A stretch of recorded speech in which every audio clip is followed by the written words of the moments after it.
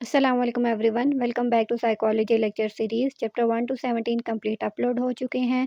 Currently psychology की सबसे major field clinical psychology पे बात कर रहे हैं। क्लिनिकल साइकोलॉजी के सबसे इम्पोर्टेंट पार्ट साइको डायग्नोसिस को DSM-5 TR के थ्रू अंडरस्टैंड करते हैं। फर्स्ट कैटेगरी ऑफ डिसऑर्डर्स को न्यूरो डेवलपमेंटल डिसऑर्डर्स कहा जाता है, जो कि अर्ली डेवलपमेंटल पीरियड में स्टार्ट होते हैं। इसी वजह से इनको चाइल्डहुड डिसऑर्डर्स भी कहा जाता है। न्यूरो डेवलपमेंटल डिसऑर्डर्स को 7 कैटेगरीज में डिवाइड किया गया है। Intellectual developmental disorders, communication disorders, autism spectrum disorder, attention deficit hyper activity disorder and specific learning disorder हम डिटेल में डिस्कस कर चुके हैं। करंटली हम मोटर डिसऑर्डर्स पे बात कर रहे हैं। मोटर डिसऑर्डर्स को फर्दर 3 कैटेगरीज में डिवाइड किया गया है। First one is developmental coordination disorder, second is stereotypic movement disorder and the third one is tic disorder.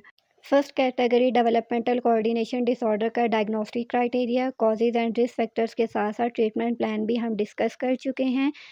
Currently हम स्टीरियोटिपिक मूवमेंट डिसऑर्डर पे बात कर रहे हैं। लास्ट लेक्चर में हमने diagnostic criteria of stereotypic movement disorder को डिस्कस किया था।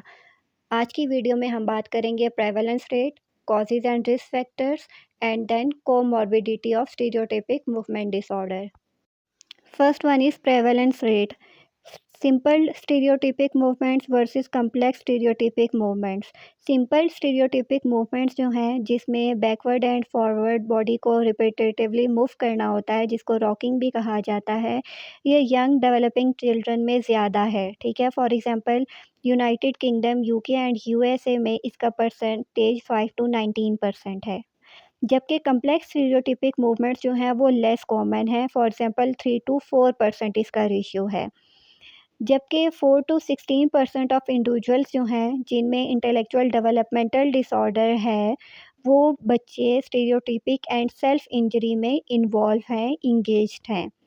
अब वो बच्चे जिनमें सवियर इंटेलेक्चुअल डेवलपमेंटल डिसऑर्डर होता है, उसमें स्टीरियोटिपिक मूवमेंट डिसऑर्डर का रेशियो या रिस्क भी ज़्यादा होता है।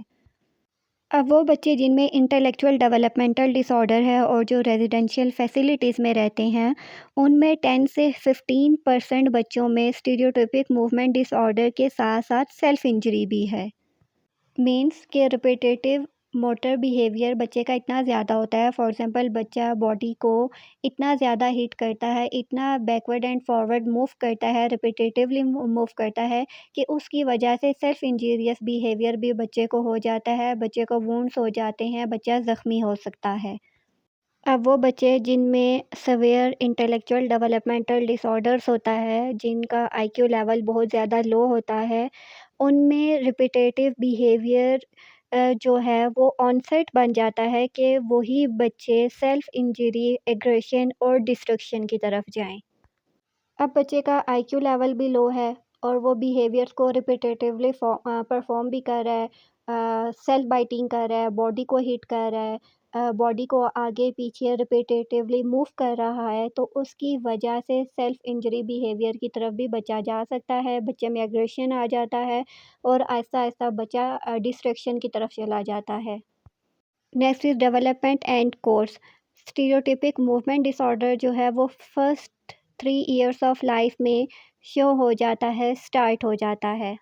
अब सिंपल स्टीरियोटिपिक मूवमेंट्स जो हैं वो इन्फेंसी में कॉमन होती हैं और इन्वॉल्व होती हैं इन एक्विजिशन ऑफ मोटर मास्टरी, यानी बच्चा जो है उस टाइम पे मोटर मूवमेंट्स को जो है वो लर्न कर रहा होता है, गेन कर रहा होता है। अब जिन बच्चों में कम्प्लेक्स मोटर स्टीरियोटिपिक मूवमेंट्स होती हैं, उनमें 24 मंथ से पहले पहले 80% सिम्टम्स जो हैं वो शो होना स्टार्ट हो जाते हैं। जबकि 12% जो हैं वो 24 एंड 35 मंथ्स में शो होते हैं एंड 8% जो हैं वो 36 मंथ्स या ओल्डर एज में शो हो जाते हैं। मोस्ट टिपिकली डेवलपिंग चिल्ड्रन जो होते हैं, उनमें सेवेरिटी और फ्रीक्वेंसी ऑफ स्टीरियोटिपिक मूवमेंट्स जो हैं वो टाइम के साथ ख़त्म हो जाती हैं। और कम्प्लेक्स मोटर स्टीरियोटिपिक मूवमेंट्स का जो स्टार्ट होता है वो इन्फेंसी में होता है या फिर लेटर इन डेवलपमेंटल पीरियड में होता है। अब वो बच्चे जिनमें इंटेलेक्चुअल डेवलपमेंटल डिसऑर्डर होता है, उनमें स्टीरियोटिपिक मूवमेंट और सेल्फ इंजरियस बिहेवियर जो है वो बहुत सालों तक रहता है। बस फ़र्क ये होता है कि उनका पैटर्न और सेल्फ इंजरी जो है वो चेंज हो जाता है। मीन्स के उनमें सेल्फ इंजीरियस बिहेवियर तो होता है, लेकिन वो डिफ़रेंट तरीके से या किसी और तरीके से ख़ुद को हर्ट करते हैं। Next is risk and prognostic factors. First one is environmental factors. अब सोशल आइसोलेशन इन बच्चों के लिए बहुत ज़्यादा डेंजरस होती है। अगर ये बच्चे सोसाइटी से अलग रहेंगे, अलग रूम में रहेंगे, तो इनका ज़्यादा फ़ोकस जो है वो ख़ुद पे होगा, सेल्फ स्टिमुलेशन पे होगा। जब सेल्फ स्टिमुलेशन पे होगा तो ये as a result repetitive behaviour perform करेंगे। फॉर एग्ज़ाम्पल बॉडी रॉकिंग करेंगे, सेल्फ बाइटिंग करेंगे, हेड बैंगिंग करेंगे, जिसकी वजह से चांसेस होंगे कि ये बच्चे ज़्यादा ज़ख्मी हो जाएँ। तो सोशल आइसोलेशन की वजह से इनकी में कोई डिस्ट्रैक्शन नहीं होगी, कोई जब डिस्ट्रैक्शन नहीं हो रही तो इनका सारा फ़ोकस खुद पे होगा, जब इनका फ़ोकस खुद पे होगा तो ये खुद को हर्ट करेंगे। अब एनवायरमेंटल स्ट्रेस जो है उसकी वजह से भी इन बच्चों के बिहेवियर्स ट्रिगर हो जाते हैं और फिर अगेन ये बार-बार बिहेवियर को परफ़ॉर्म करेंगे, रिपीट करेंगे। Next is genetic and physiological factors. Genetics की अगर बात करें तो वो बच्चे जिनके पेरेंट्स में स्टीरियोटिपिक मूवमेंट डिसऑर्डर होता है, तो चांसेस होते हैं कि उन बच्चों में भी स्टीरियोटिपिक मूवमेंट डिसऑर्डर हो। तो इट्स मीन कि स्टीरियोटिपिक मूवमेंट डिसऑर्डर पेरेंट्स से बच्चों में भी ट्रांसफ़र हो सकता है। नेक्स्ट अगर ब्रेन के स्ट्रक्चर एंड फंक्शन की बात की जाए तो रिसर्च रिवील्ड करती है कि वो बच्चे जिनको स्टीरियोटिपिक मूवमेंट डिसऑर्डर होता है, उनमें ब्रेन का एक पार्ट होता है जिसको पुटामेन कहा जाता है, उसका वॉल्यूम जो है वो थोड़ा रिड्यूस्ड होता है। अब पुटामेन जो है वो पार्ट ऑफ बेसल गैंग्लिया है, ये वो रीजन्स हैं जो कि मूवमेंट को कंट्रोल करने में इन्वॉल्व होते हैं। उसके अलावा इन्हीं के मदद से इंडिविजुअल में लर्निंग हैबिट्स डेवलप होती हैं। उसके अलावा ऑटोमेटिक एंड रिपीटेटिव बिहेवियर्स भी इन्हीं रीजन ऑफ ब्रेन्स की वजह से डेवलप होते हैं। उसके अलावा पार्ट ऑफ ब्रेन जिसको कॉर्टिकल स्ट्रिएटल पाथवे कहा जाता है, जो कि हैबिचुअल बिहेवियर से एसोसिएटेड होते हैं, कनेक्टेड होते हैं, ये भी एक रीज़न हो सकती है जिसकी वजह से बच्चों में कॉम्प्लेक्स मोटर स्टीरियोटिपिक मूवमेंट या डिसऑर्डर डेवलप होता है। अब कॉर्टिकल स्ट्रिएटल पाथवेज़ जो हैं ये वो पाथवेज़ होते हैं जो कि cerebral cortex and basal ganglia को कनेक्ट करते हैं। तो जिन बच्चों में एसएमडी होता है उनमें ये कनेक्शन जो है वो नॉर्मली फंक्शन नहीं करता। Next is cognitive functioning. जिन बच्चों में कॉग्निटिव फंक्शनिंग लोअर होती है, वो भी ग्रेटर रिस्क पे होते हैं कि स्टीरियोटाइपिक बिहेवियर्स डेवलप करें और जो भी इंटरवेंशन उनको दी जाती है, उसको वो पुअर रिस्पॉन्स करते हैं। उसके अलावा जिन बच्चों में intellectual developmental disorder moderate to severe होता है, उन बच्चों में भी ये स्टीरियोटाइपिक मूवमेंट्स कॉमन होती हैं। नेक्स्ट इज़ डिफरेंशियल डायग्नोसिस देखना भी बहुत ज़्यादा ज़रूरी होता है। For example first one is normal development. अब कुछ बच्चे जो होते हैं या सिंपल स्टीरियोटाइपिक मूवमेंट्स जो होती हैं वो इन्फेंसी और अर्ली चाइल्डहुड में कॉमन होती हैं, ठीक है। फॉर एग्ज़ाम्पल रॉकिंग जो है वो तब भी हो सकती है जब एक बच्चा ट्रांजिशन स्टेट में होता है, यानी स्लीप से जब बच्चा जागता है तब भी वो कुछ स्टीरियोटाइपिक मूवमेंट्स शो करता है। लेकिन ये वो मूवमेंट्स होती हैं जो कि एज के साथ रिज़ॉल्व हो जाती हैं, इसीलिए इनको सिंपल स्टीरियोटाइपिक मूवमेंट्स कहा जाता है। जबकि कॉम्प्लेक्स स्टीरियोटाइपिक मूवमेंट्स जो होती हैं वो लेस कॉमन हैं डेवलपिंग चिल्ड्रन में और सप्रेस्ड हो जाती हैं जैसे ही हम बच्चे की अटेंशन को डाइवर्ट करते हैं या डिस्ट्रैक्ट करते हैं। ये नॉर्मल डेवलपमेंट का पार्ट होती हैं, इस वजह से इंडिविजुअल की डेली रूटीन भी ज़्यादा इफ़ेक्ट नहीं होती। और ना ही इसकी वजह से बच्चा डिस्ट्रेस होता है। इस वजह से हम इसको डायग्नोस नहीं करते और ये नॉर्मल डेवलपमेंट का पार्ट कंसिडर होता है। तो हर वो चीज़ जो बच्चे की नॉर्मल या डेली लाइफ को डिस्टर्ब कर दे, उसको ज़रूर कंसिडर करना चाहिए। Next is autism spectrum disorder. Autism spectrum disorder versus stereotypic movement disorder की अगर बात की जाए, तो ऑटिज़म स्पेक्ट्रम डिसऑर्डर में बच्चे में सोशल कम्युनिकेशन इश्यूज़ होते हैं, जबकि एसएमडी में सोशल कम्युनिकेशन इश्यूज़ नहीं होते।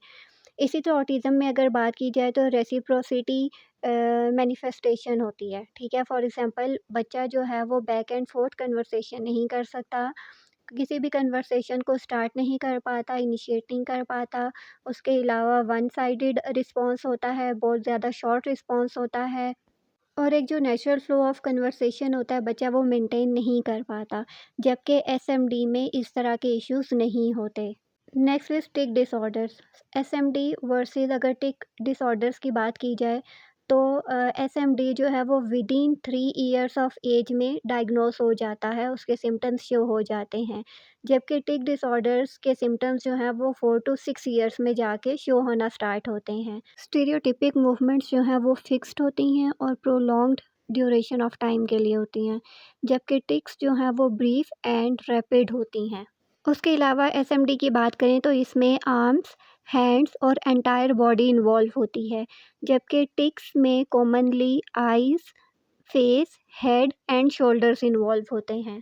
Next is OCD and related disorders.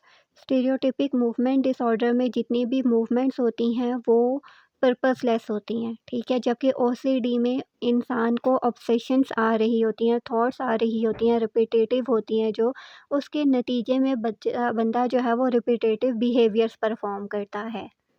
उसके अलावा अगर हम बात करें ट्रिकोटिलोमेनिया या स्किन पिकिंग डिसऑर्डर्स वगैरह, ये जितने भी डिसऑर्डर्स होते हैं ये अर्ली डेवलपमेंटल पीरियड में स्टार्ट नहीं होते, जबकि एसएमडी जो है वो अर्ली डेवलपमेंटल पीरियड में होता है। उसके अलावा हमने देखना है कि ये मूवमेंट्स जो हैं वो किसी सब्सटेंस की वजह से तो नहीं है। अगर किसी सब्सटेंस की वजह से रिपीटेटिव बिहेवियर्स शो हो रहे हैं तो फिर हम उसको substance induce repetitive behaviours diagnose करेंगे। Next is functional conversion stereotypes versus SMD. SMD जो है हमने बात की थी कि 3 इयर्स ऑफ एज में सिम्टम्स शो हो जाते हैं, जबकि फंक्शनल कन्वर्शन स्टीरियोटाइप्स जो होती हैं वो सडन इनका ऑनसेट होता है। ये वेरिएबल होती हैं, इनकंसिस्टेंट होती हैं, और डिस्ट्रैक्ट अगर बच्चों को किया जाए तो मूवमेंट्स डिक्रीज़ हो जाती हैं। जबकि एसएमडी की बात करें तो ये प्रोलॉन्ग्ड होते हैं और फिक्स्ड पैटर्न होता है इनका। कोमॉर्बिडिटी की अगर बात करें तो एसएमडी के साथ-साथ attention deficit hyper activity disorder भी हो सकता है, motor coordination problems, tick disorders and anxiety issues भी हो सकते हैं। आज का लेक्चर यहाँ पे हो चुका है कंप्लीट। कल हम डिस्कस करेंगे treatment of stereotypic movement disorder. कोई सवाल हो तो कमेंट्स में पूछ सकते हैं, और अगर कोई कांटेक्ट करना हो तो इंस्टाग्राम के थ्रू कांटेक्ट कर सकते हैं। So see you in the next video, till then take care.